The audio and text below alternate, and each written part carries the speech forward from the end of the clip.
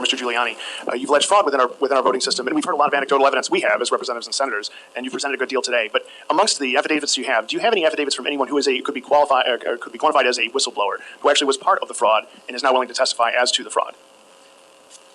Yes, we do. We have, I believe, I have to check this, but I believe sometimes I get the states a little confused.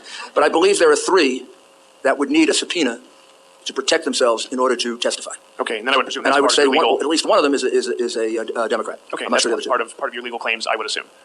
Yes, sir. Very good. Thank you. And if there's a subpoena process, we could work with them to come forward. And they're frightened for their jobs, and I don't want to make too much of it, but they're also frightened for their physical safety. I mean, this is a case in which one of our chief lawyers in the case, had to leave because his family threatened, his little children were threatened, for representing the President of the United States. That's not America. Representative Jones. Can you hear me? Okay, great. Thank you, Mr. Chairman. I appreciate it. Thanks to everyone who testified. I do have a question, but a couple just comments to sort of get on the record.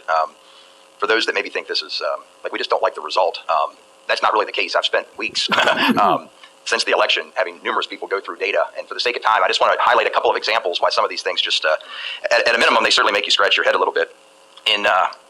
One thing is voter registration trends that we went back to 2004 and all of the presidential elections, and pretty much without exception, the registration trends in a given county are a pretty good indicator of how the votes would go. Statewide, for example, Democrats had a 1.1 million, I'm rounding the numbers here, in 2012, about a 1.1 million voter registration advantage, and then President Obama won re-election. In 2016, that number was down to 900,000, just under 900,000, and as we know, President Trump won Pennsylvania by about 44,000 votes. In the months leading up to the election, Republicans were gaining about 5,000 to 10,000 votes, registrations at least per week. I know that because I was spearheading our York, Pennsylvania for Trump effort in my spare time. And that what had been a 900,000 advantage at election day was down to about 680,000. Wow. That's a couple 100,000, almost all of which occurred in the 6 months or so leading up to the election, yet the president loses by 90,000 votes. Not impossible, just want to get it out there. Let's drill down a little further. My home county of York County, which netted more votes for the president than any other in 2016, we had a 13,000 increase in Republican registrations. Democrats dropped 1,000, Republicans increased 12,000, yet the president's margin of victory decreased by 2,000. In Westmoreland County, there was a 26,000 vote swing, a county even smaller than York. Democrats saw a 10% decrease in registrations, yet Joe Biden outperformed Hillary Clinton by more than 20%.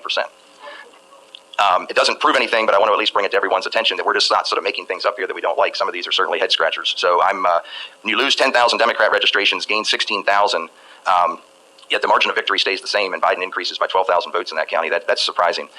Lastly, if I may, I want to talk a little bit about, I don't know if the gentleman can testify or can return, but your witness on the gentleman with the military background on the voter fraud and so forth. Colonel Walden. Yes, thank you, sir. I guess my question here is, do we believe or have reason to believe that the mail-in would be more or less susceptible than the election day vote to manipulation? And here's why I ask. Another head scratcher. I'm comparing Republican to Republican, Democrat to Democrat. We all know that Biden did better with mail-in, and that was expected because a lot more Democrats voted by mail, and of course the president did better on election day. Nothing to see there. However, when we compare President Trump to a relatively unknown candidate named Stacey Garrity, who was elected a Republican who won the race for treasurer, on election day the president did 128,000 votes better than Ms. Garrity on election day. Not really all that surprising. A number of people don't vote down ballot and so forth. Yet with mail-in ballots, she did 41,000 better than the president. I have a hard time understanding that. Let's go to Joe Biden. We have a relatively well-known attorney general here, Democrat, Josh Shapiro, who won re-election. He, on election day, he defeated Joe Biden by 52,000 votes. He did 52,000 better than Joe Biden. Yet with the mail-ins, Biden does 54,000 better than Shapiro.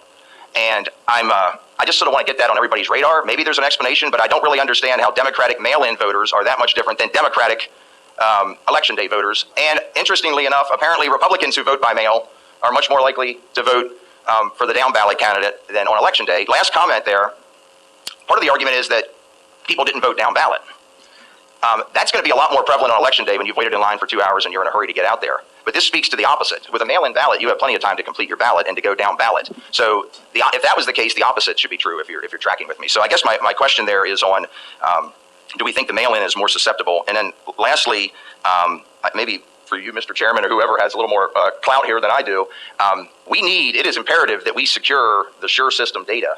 And some of the things that we are questioning can be easily proven or disproven. We just want the facts. So for example, if we see huge numbers of inactive voters, I think one of the witnesses spoke to that. Did we see huge numbers of inactive voters on the mail-in side, that's all right there in the data. We know how frequently people voted. We know who requested mail-in ballots. Did we see multiple mail-in ballots going to the same address?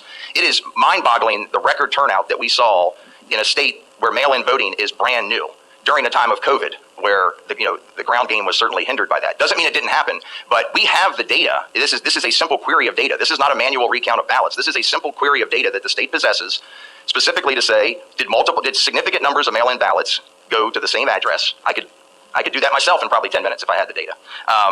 And do we see large numbers of inactive voters coming out for a candidate who had very little enthusiasm? And maybe it all happened, but we don't have to speculate. The data is there, and I would suggest we have a look at that. So I apologize. Thank you for humoring me with that. It's just a topic we hadn't touched on very much. I wanted to throw some examples out, and I am curious if you feel the mail-in is more susceptible or less susceptible than the in-person voting. Representative Jones, the user's manual for specifically the Dominion and the ES&S suites, they do allow the administrator to batch process mail-in votes. So what that does is they process all the mail-in votes in a batch, and it can be a batch, they normally scan in batches of 50, but they can just chunk all of those votes into a batch file. The administrator then can select which candidate or which percentages of that mail-in ballot go to which candidate. So they're very susceptible to individual manipulation by the administrator operator. And would that be, if you were trying to move large numbers of votes, would it be more logical to do that through the mail-in where you had a large batch at a county level, or am I speculating too much there? Yes, no, and it's to do a manual recount of all those ballots is much more time consuming, and like we mentioned earlier, if they were mass produced, and they were single vote, then there is potential to add extra ballots to the count. Thank you very much, and I appreciate you giving me the time, Mr. Chairman. I also am just curious what we heard the testimony with the USB sticks in Delaware, why that's not being investigated. That seems like that would be criminal activity that we've heard here discussed, and where law enforcement is on that. Probably not your immediate concern, Mr. Mayor, but I'm curious about that as well. Thank you very much. Thank you. Representative Zimmerman. Yeah, thank you, Mr. Chairman, and thank you, Mayor, for coming to Pennsylvania, and all those willing to testify.